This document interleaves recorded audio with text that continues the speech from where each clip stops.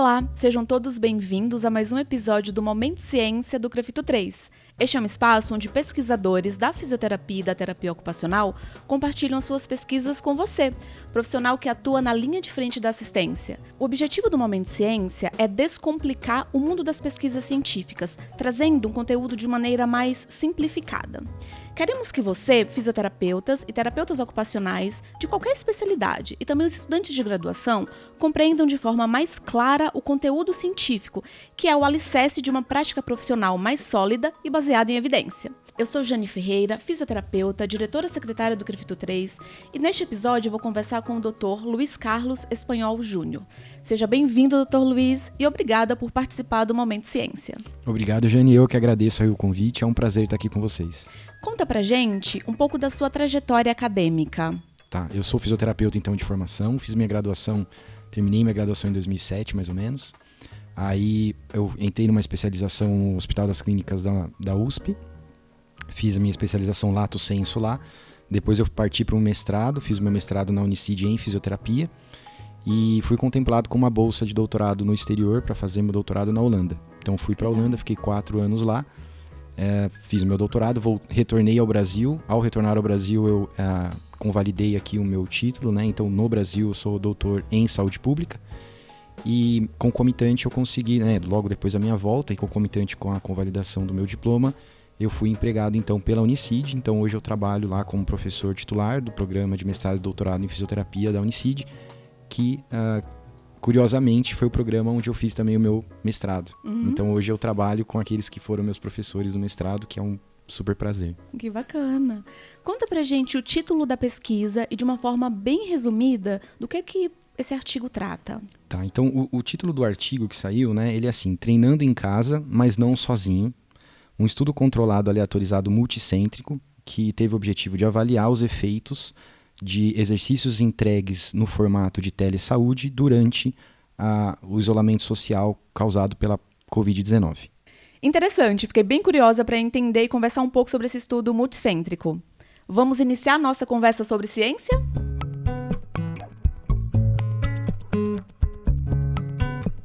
Então, para a gente começar a nossa conversa, eu gostaria de saber a motivação inicial que vocês tiveram para iniciar essa pesquisa. Eu sei que o título ele é bem sugestivo, mas eu queria entender o que você e os outros pesquisadores que fizeram parte dessa pesquisa tiveram como motivação. Perfeito.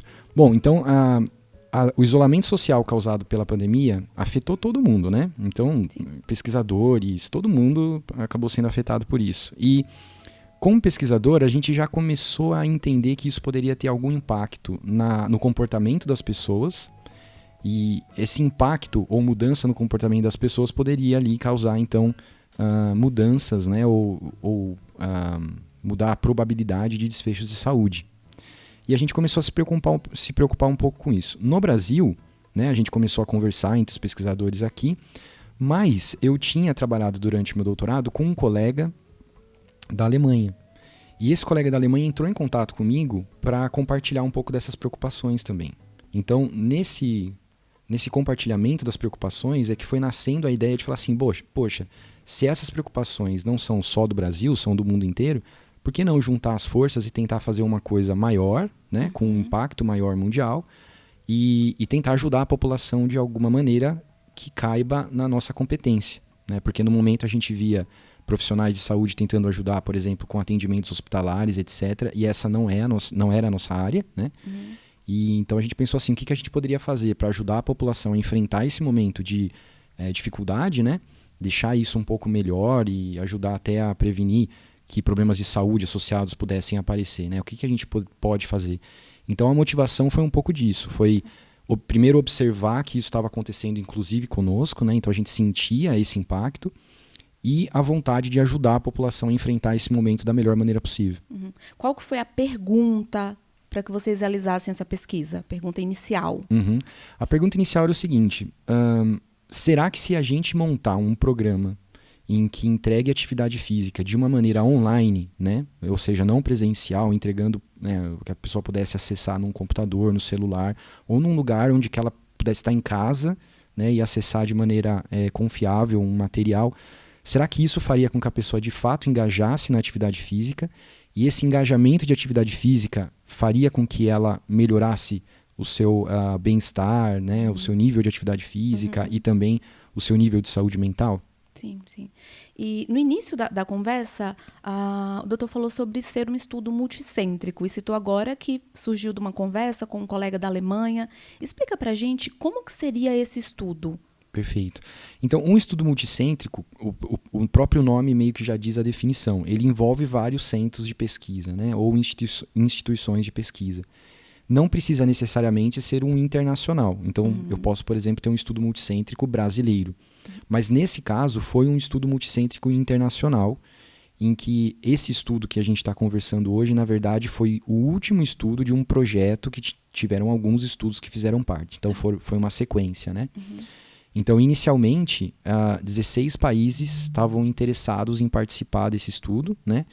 Os centros de coordenação foram, então, a Alemanha e o Brasil, né? Com esse meu colega na Alemanha, chamado Jan Vilka, coordenando lá, e eu aqui no Brasil coordenando não só o time brasileiro, mas também o projeto como um todo. Então, resumindo, né? Um estudo multicêntrico nada mais é do que um estudo que envolve várias instituições ou vários centros de pesquisa. Tá.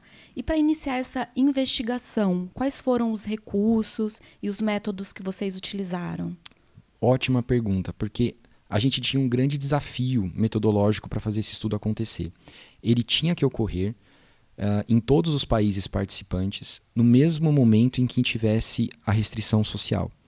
E a gente sabe que as políticas de restrição social elas são diferentes de governo a governo. Então, um país que tivesse em isolamento poderia não ter o mesmo tempo concomitante de outro país ter o isolamento.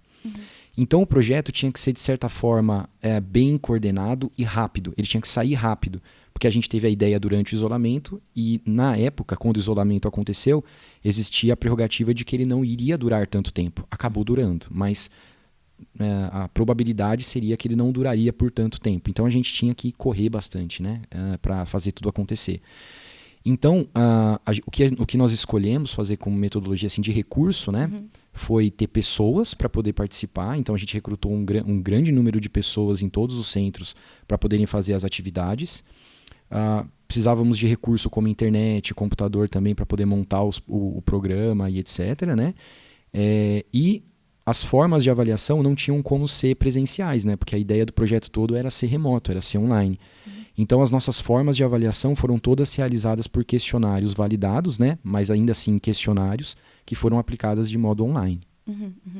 Uma parte, então, desses sujeitos da pesquisa fizeram essa atividade e a outra parte, como que foi?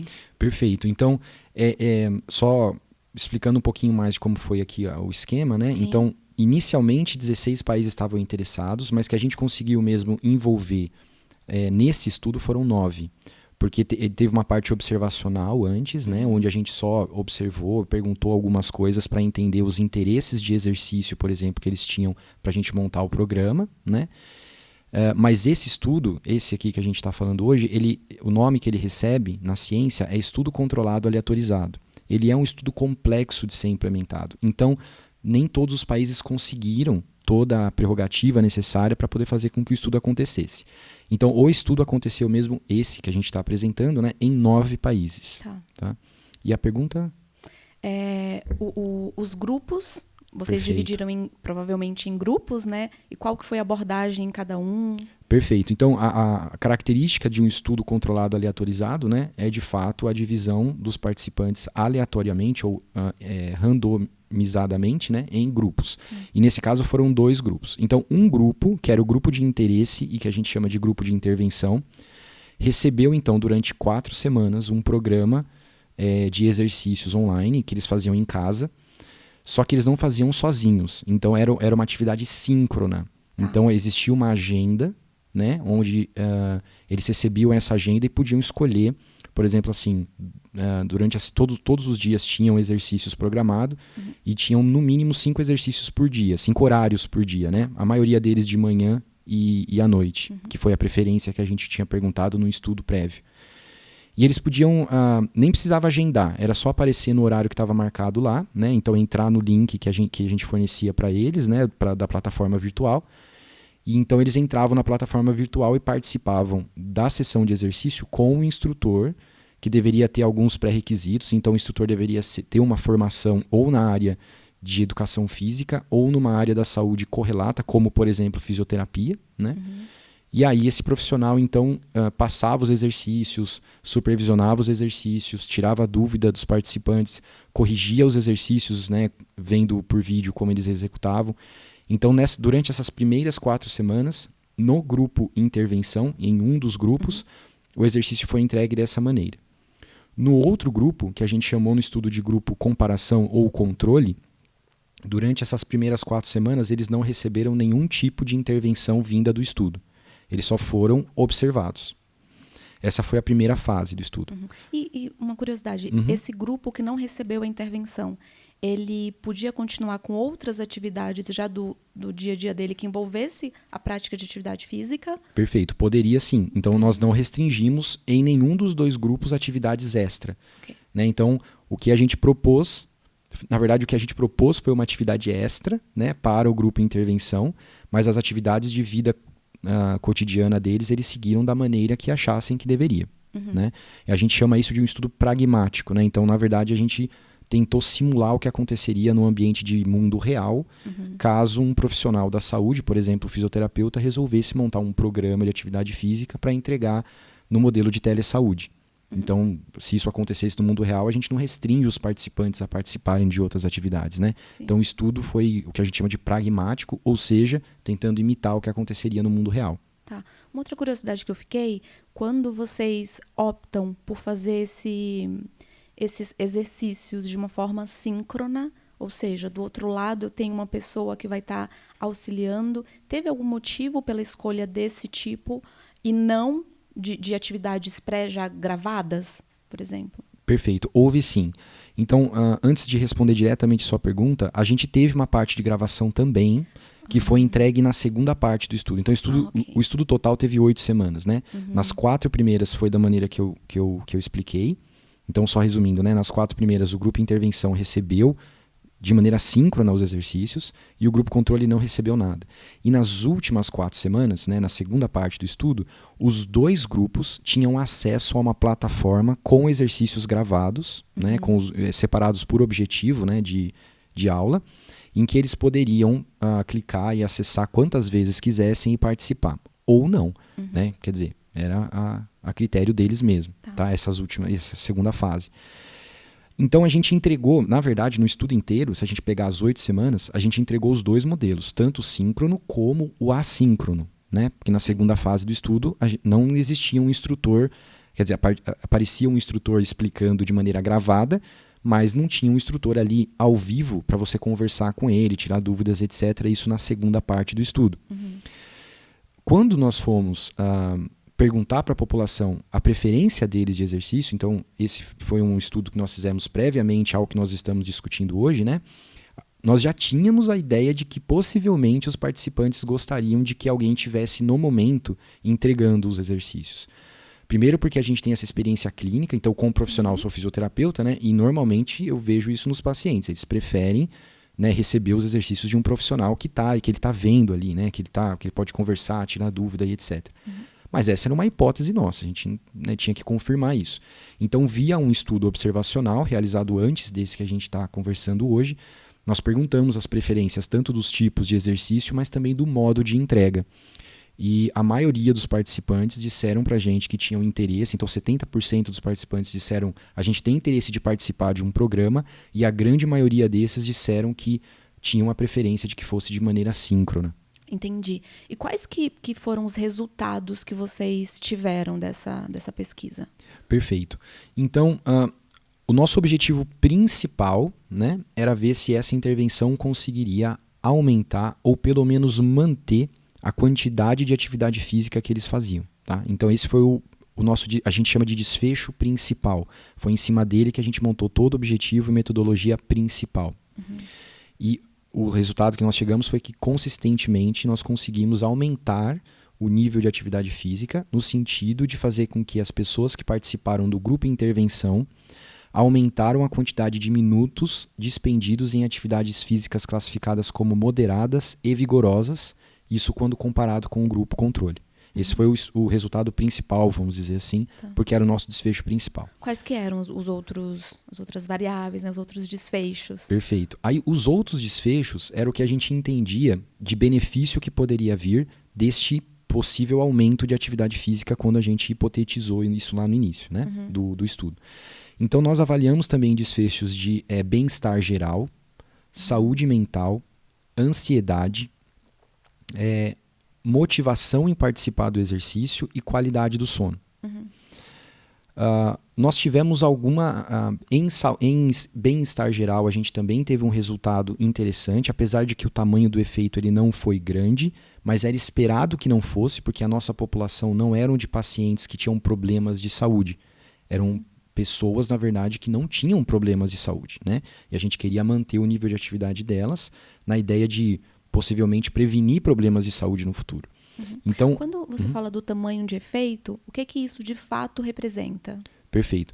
O tamanho de efeito é, por exemplo, assim, vamos supor que você está fazendo uma intervenção com o seu paciente e o seu paciente melhorou 100%. Você fala, nossa, ele dobrou, né, o benefício da terapia. Então você fala, nossa, parece que entendo que isso é bastante, né? Agora imagine que você tem um paciente que você melhorou ali por volta de 10%. Você fala, poxa, 10% pode ser relevante, mas não é um tamanho de efeito grande, né? Então quando eu falo em tamanho de efeito, a gente pensar talvez em porcentagem de melhora seja uma maneira interessante de entender, né? Então dentro do estudo nós tivemos também um resultado interessante para bem-estar geral e saúde mental, e resultados um pouco inconsistentes, vamos dizer assim. Quando eu digo inconsistente, quer dizer que teve uma tendência de melhora em alguns momentos dessas semanas em que a gente avaliou eles, mas em alguns momentos dessas semanas não houve esse momento de melhora. Então fica um pouco inconsistente esse resultado, né? E isso a gente encontrou para a qualidade do sono, motivação do exercício, acho que foi isso. E o resultado da pesquisa de vocês provocou outras perguntas com base nos achados que vocês tiveram? Sim, primeiramente provocou algumas constatações. Então, aquilo que a gente imaginava de que a atividade física poderia melhorar alguns outros desfechos, né, como, por exemplo, saúde mental, né, desfechos de saúde mental e ansiedade, eles foram confirmados com os nossos resultados. Então, por que a gente tinha essa premissa? Porque como a pandemia diminuiu por volta de 20% o nível de atividade física das pessoas e acompanhado com essa diminuição veio também o aumento de pessoas que atingiam o limiar, por exemplo, de ansiedade e depressão, a gente pensou que fazendo o inverso, ou seja, aumentando o nível de atividade física, a gente diminuiria esses índices de ansiedade e depressão. E ao que parece, isso foi confirmado pelos nossos resultados, né? Agora, a gente enfrentou um grande desafio que foi manter as pessoas participando do programa, né? A gente chama isso de aderência. O nome técnico disso na ciência é aderência, né? Então, para quem está nos ouvindo, né, seria mais ou menos assim. Imagina que você monta um programa de treinamento, de atendimento fisioterapêutico, e esse programa tem duração de 8 semanas e as pessoas devem fazer todos os dias. Vamos supor que o programa é assim. E, de repente, as pessoas participam só 2 ou 3 vezes na semana. Quer dizer, ela está participando, mas não do programa inteiro como ele foi planejado, porque ele foi planejado todos os dias. Então, nós tivemos esse tipo de problema. E quem está ouvindo já deve estar pensando assim, bom, mas se participa menos, o efeito diminui. Então, esse é o problema. Quer dizer, um programa de exercício ele só vai ter o seu efeito pleno se a pessoa participar plenamente do programa. Isso é um pouco utópico, porque no dia a dia, como eu disse, esse estudo foi um estudo pragmático, ele tentou imitar o dia a dia. E no dia a dia, as pessoas têm suas atividades. Então, por exemplo, aconteceu uma urgência na família, de repente você falta num atendimento fisioterapêutico para atender uma urgência que aconteceu na sua família. Isso acontece. Sim. Então, a gente tem que lidar com essa situação. Mas no estudo, nas primeiras 4 semanas, na primeira etapa, a gente já teve uma taxa de desistência ou de não participação de 50%, né? Durante as primeiras 4. E durante as últimas 4, isso aumentou para 70%. Que era o assíncrono. Então, o que isso mostrou para a gente? Isso mostrou que as pessoas estavam interessadas em participar, entraram no programa, mas não conseguiam manter as atividades que a gente propôs durante todo o período. Isso pode ter várias explicações. Então, no momento de isolamento social, isso pode ter a ver com, por exemplo, desmotivação, né? Você fala assim, poxa, mas tô aqui, tá esse isolamento, tô desmotivado de participar, simplesmente não quero entrar no computador e participar de um programa de exercício, né? Isso pode ter uma explicação dessa. Mas também pode ter a explicação de como o programa chamou a atenção ou motivou as pessoas a participarem, né? Então, por exemplo, será que o programa deveria ter uma estratégia de marketing melhor implementada? Porque a gente não teve tempo para fazer uma estratégia de marketing para poder rodar o estudo, né? Então, a principal questão que ficou foi assim, primeiro, né? Será que se a gente aumentasse a aderência ao programa, os efeitos seriam maiores? Né? Então, há uma hipótese de que talvez sim, né? Uma outra pergunta que fica tudo bem, supondo que talvez aumentando a aderência ao programa os efeitos aumentariam, como aumentar essa aderência? Né? Será que é estratégia de marketing? Será que o programa tem que ser montado de uma maneira diferente? Enfim. Então eu acho que essas foram as principais assim, dúvidas que foram levantadas, né? E que poderiam ser respondidas em outros estudos, mas que também foram desafios durante o estudo. Na verdade eu lembrei de mais uma. Uma outra pergunta que ficou também é porque os nossos participantes desse estudo, eles eram indivíduos sem problemas de saúde. A gente chamou de saudáveis. Tá.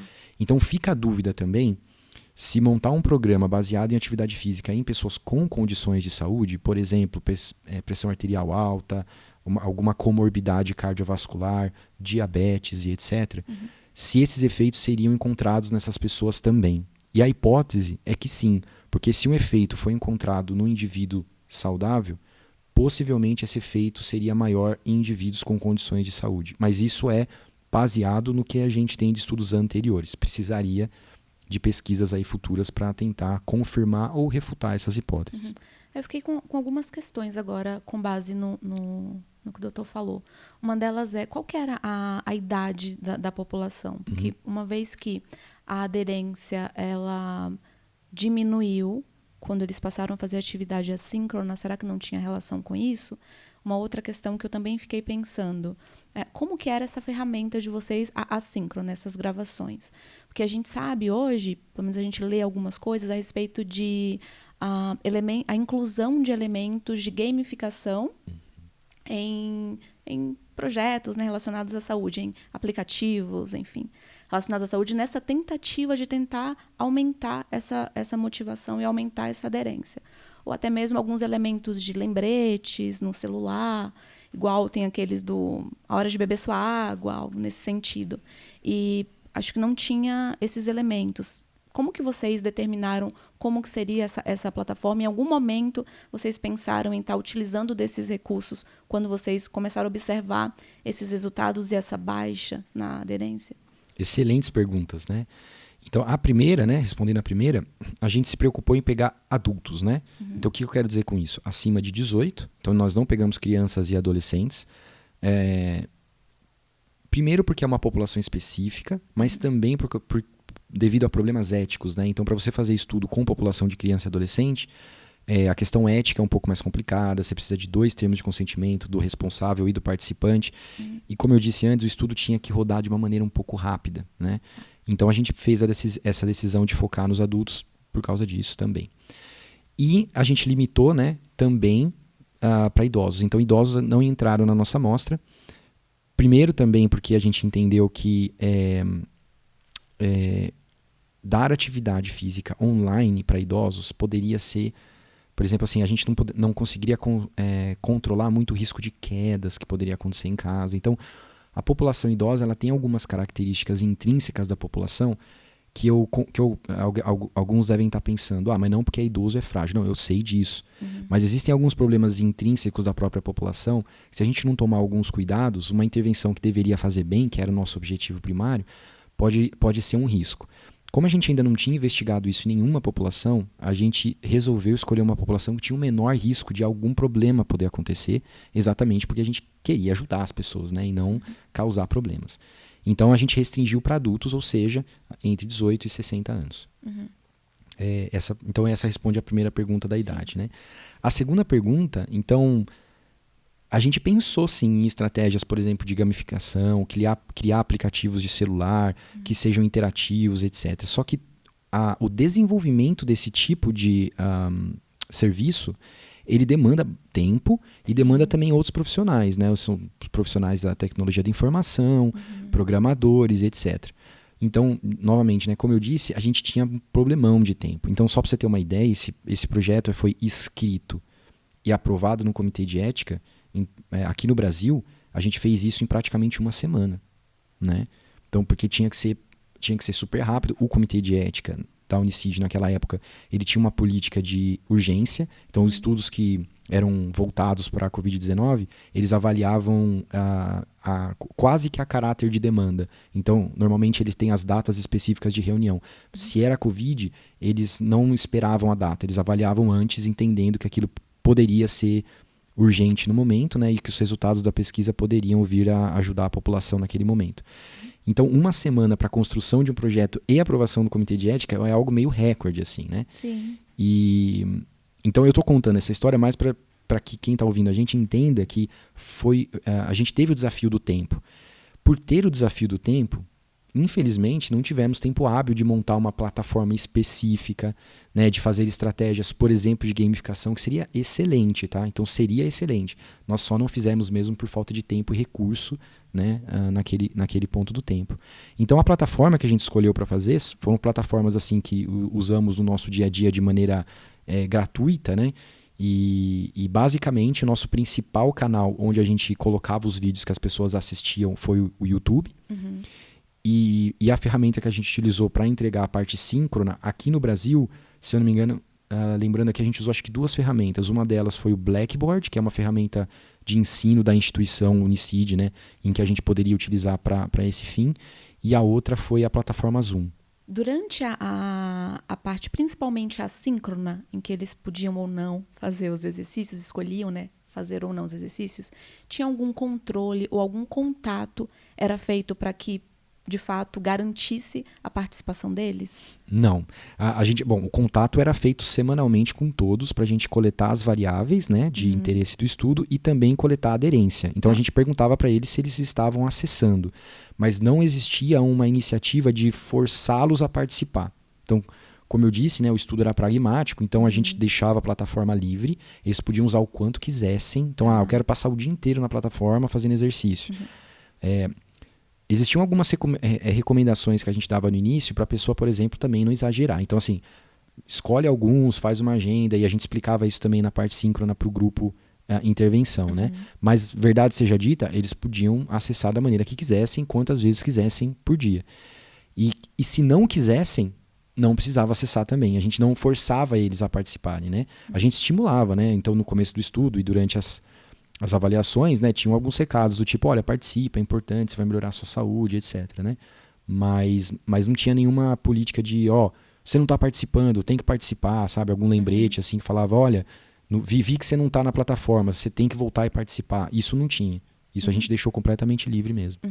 À medida que as restrições relacionadas à Covid, elas foram diminuindo, e daí as pessoas estavam podendo voltar às suas práticas e atividades de vida normal, como que você entende o papel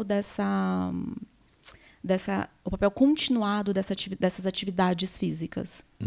No caso dessas entregues em telesaúde, você pergunta, né? É uma excelente pergunta, porque quando a gente montou o protocolo, a gente pensou em 2 coisas. Primeiro, pode ser um protocolo que as pessoas usem em momentos similares no futuro, como, por exemplo, outras pandemias que possam aparecer, ou outras situações que causem isolamento social. Às vezes não por pandemia de saúde, mas, sei lá, problemas relacionados a problema militar, enfim, né? Mas, durante a pandemia, né, o profissional que está nos ouvindo aqui deve ter acompanhado que também houve uma evolução dessa parte de telesaúde. Né? Então, uma regulação de telesaúde teve que ser rapidamente feita para que as pessoas pudessem usar isso e não deixar de atender os seus pacientes e que os pacientes não ficassem desassistidos. Então, uma outra forma que eu vejo desse estudo contribuir, não só durante o isolamento, mas é para o profissional entender qual é o impacto ou a importância de programas que poderiam acontecer de maneira concomitante a, por exemplo, um atendimento fisioterapêutico, né? fora de momentos de isolamento também. Então, por exemplo, a gente sabe que alguns pacientes têm uma vida muito corrida e têm pouco tempo. Vamos supor que ele tem uma lesão musculoesquelética que necessita de um pouco mais de atenção, mas ele não tem o tempo de vir todo dia na clínica.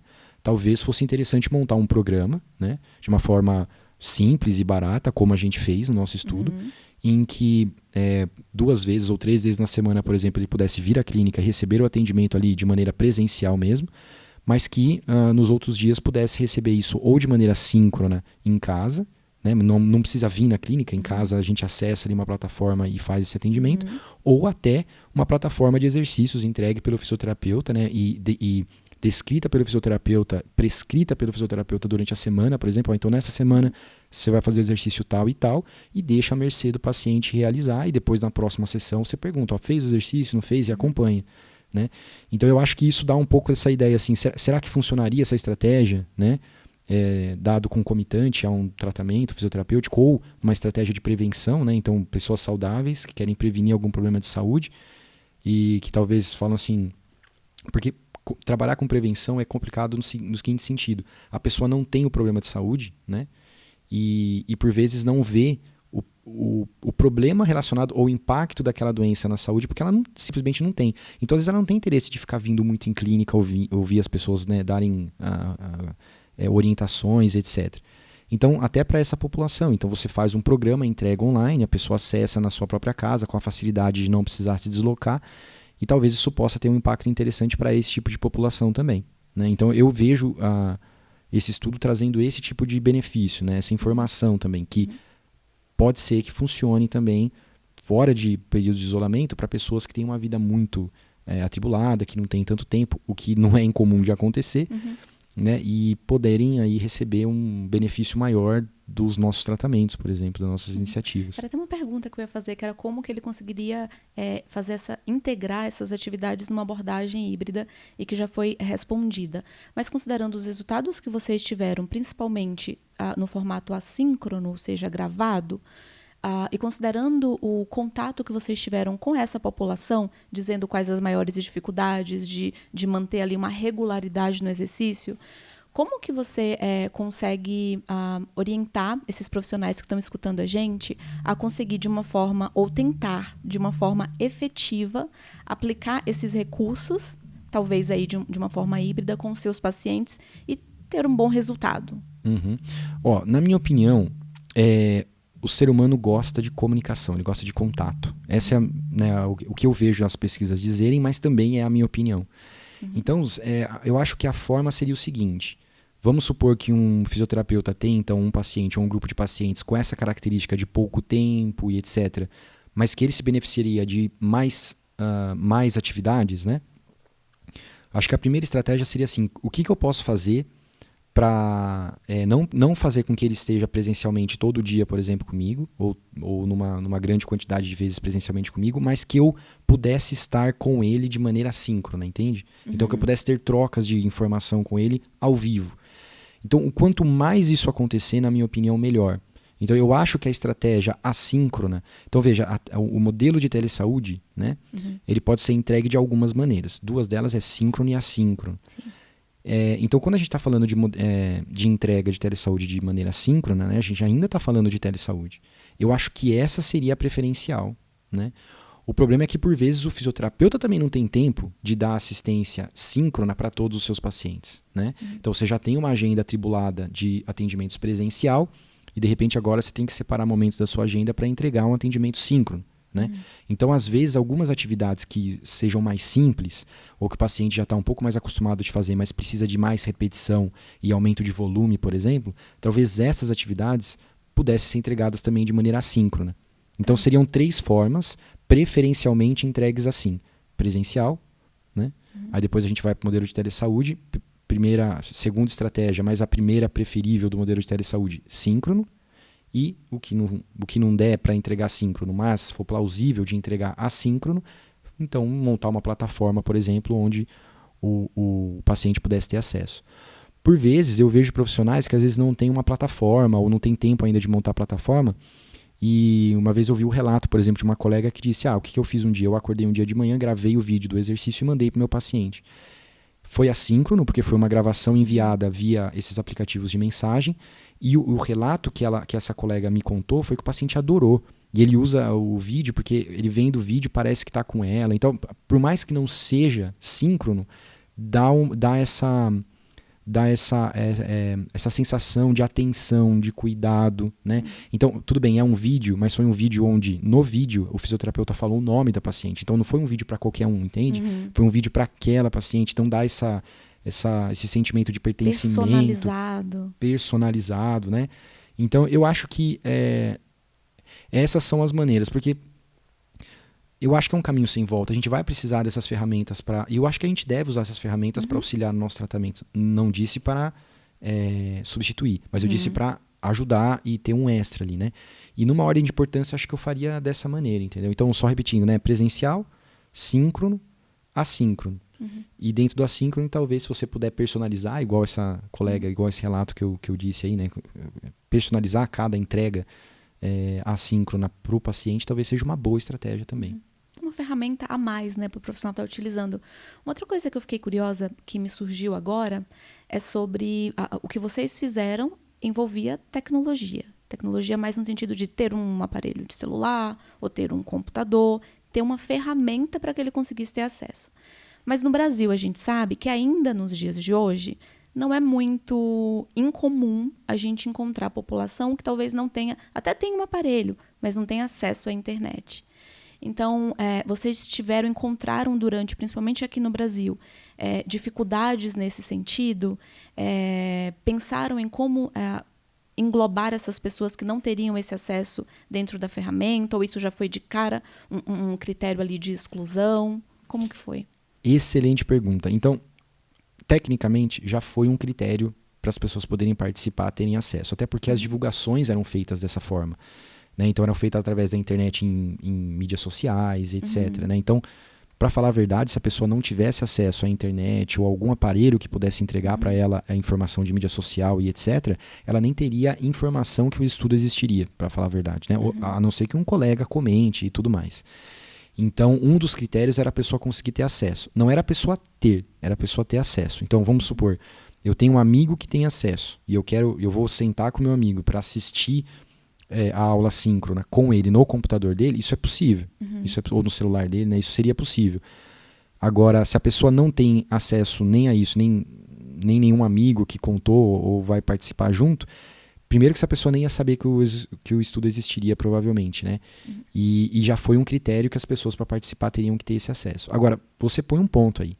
Não é porque a gente fez isso como critério no estudo, para o estudo acontecer, então essa foi uma logística do estudo, que esse não é um problema que a gente tem que atacar. Então, eu acho que esse é um problema do Brasil. Então, quando a gente fala de telesaúde, a gente precisa pensar em acesso, né? Então, e as pessoas que não têm acesso às vezes não é nem acesso à internet ou a um celular. É um bom celular e uma boa internet, porque a gente sabe também que às vezes você vai falar, por exemplo, com um familiar num lugar onde a internet não é boa, seu aparelho pode ser o de mais alta tecnologia do mundo, mas se a internet não tem internet, mas a internet não é boa, você nem consegue conversar, nem consegue trocar informações, né?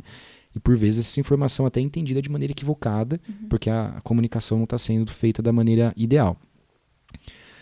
O Brasil é um país que tem essa questão da diferença social muito, muito marcada, né?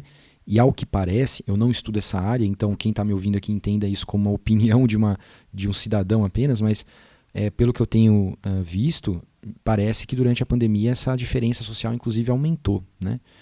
Então eu acho que quando a gente pensa assim em entrega de serviço de saúde, a telesaúde atende muito bem e resolve um monte de problema de tempo e etc, como a gente já conversou. Mas ela não consegue resolver de maneira plena essas pessoas que não têm acesso a esse tipo de serviço. Então, na minha opinião, programas específicos para essas pessoas, e aí você fala assim, mas programa específico de saúde? Às vezes não necessariamente. Programa específico de acesso à tecnologia, né? Então, às vezes até sai do âmbito de saúde quando a gente fala do problema de acesso para essa população. Mas esse tipo de programa deveria, né, ou poderia ser implementado para essa população para viabilizar até a telesaúde nessa população. Então, sei lá, às vezes, imagina assim, centros de acesso à tecnologia dentro de UBS. Então, sei lá, imagina um paciente poder... Sabe quando a gente usava Lan House no passado? Não sei se quem está ouvindo é dessa época, mas enfim, houve uma época que a gente usava, né, alguns serviços que tinham computadores, você ia até lá, agendava um horário e usava o computador do próprio local, porque você não tinha um computador, por exemplo. Hoje em dia parece que Lan House é bem menos usada, mas imagina uma coisa similar no serviço de saúde, né? Então você vai lá numa UBS que te atende e fala, olha, tem um programa do meu fisioterapeuta, um programa do próprio fisioterapeuta da UBS que me passou uma plataforma de fazer, só que eu não tenho um computador em casa, queria agendar um horário para usar um computador da UBS, né? Então veja, é uma UBS dando uma tecnologia, mas para entregar serviço de saúde. Então está dentro do objetivo da UBS, né? Entregar serviço de saúde. Mas na verdade o que ela está fazendo é dando acesso à tecnologia. Sim. Bom, eu tô né, meio que Pensando divagando aqui, né? Não sei nem se isso é plausível ou possível, mas o que eu estou querendo dizer é que eu acho que haveria a necessidade de pensar em estratégias específicas para essa população. Né? Porque, de fato, se eu montar alguma plataforma online para quem não tem computador, não tem internet, não tem nada, não tem nem como chegar nesse cara, né? Nessas pessoas. Então, tem um grupo de pesquisa que eles estudam população voltadas para o diabetes. Uhum. E eles estudam também exercícios específicos, envolvem ferramentas tecnológicas. E nesse mesmo grupo, no qual inclusive eu faço parte, foi desenvolvido, ao mesmo passo que uma ferramenta tecnológica, desenvolveu-se uma cartilha. Tem, óbvio, suas limitações, né? Porque uma ferramenta a gente consegue deixar ela personalizada, colocar uma série de exercícios, fazer todo um sistema gamificado, fazer todo um trabalho muito interessante que até vai ajudar nessa questão de motivação, ao que tudo indica. E a cartilha não, porque é mais limitado, eu tenho que colocar uma série já prontinha ali de exercícios, enfim. Mas pode ser, pensando também agora, né?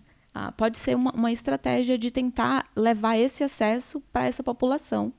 Se essa população não conseguir, por exemplo, ficar indo na UBS para acessar a internet de lá, o computador de lá, essas outras coisas que a gente já conversou. Então, ficaria aí uma dica para o pessoal que está escutando, assistindo a gente, que é também uma possibilidade da gente poder estar levando, né, estendendo aí esse acesso a esse serviço de uma forma mais simplificada para a população que não consiga ter o acesso à ferramenta tecnológica. Eu concordo 100%. Inclusive, me permite um comentário, as cartilhas, né, a cultura das cartilhas era bem, num passado assim, não tão distante, mas eu me lembro que na época da minha graduação e um pouco na minha especialização, era uma coisa bastante feita, assim, inclusive em trabalhos de TCC e etc, né?